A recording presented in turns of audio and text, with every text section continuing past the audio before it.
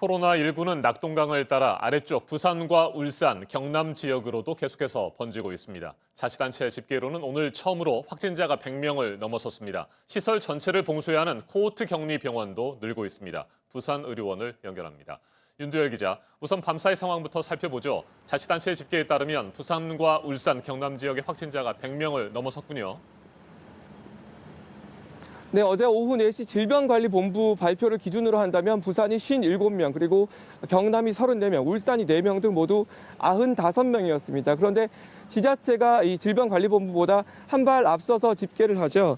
이 지자체 집계 기준에 따르면 경남이 39명으로 늘었고 울산도 5명으로 1명 늘었습니다. 그래서 부산, 울산, 경남 확진자가 101명으로 100명을 이제 넘어섰습니다. 네, 이렇게 가까운 세 개 지역에서 확진자가 계속해서 늘고 있는데 이들 자치단체가 코로나19 확산을 막기 위해서 공동 대응하기로 했다고요? 네, 실제로 확진자들의 동선을 보면 이웃한 지자체를 넘나들기도 했습니다. 그래서 어제 부산 울산시장 그리고 경남도지사가 화상회의를 열었습니다. 확진자 정보를 서로 공유하고 의료 자원을 지원하는 등 이 코로나19 확산 방지를 위해 힘을 모으기로 했습니다. 네, 코호트 격리도 현재 잇따르고 있는데 어제 간호사가 추가 확진 판정을 받은 경남 창원의 한마음병원이죠.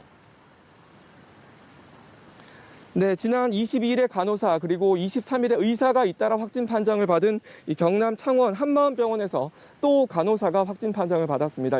이번에는 신생아실 간호사입니다. 병원 전체를 봉쇄하는 코호트 격리 조치가 내려졌습니다. 병원 안에 있는 환자 91명과 의료진 등 직원 100여 명이 14일 동안 이 안에서 격리됩니다.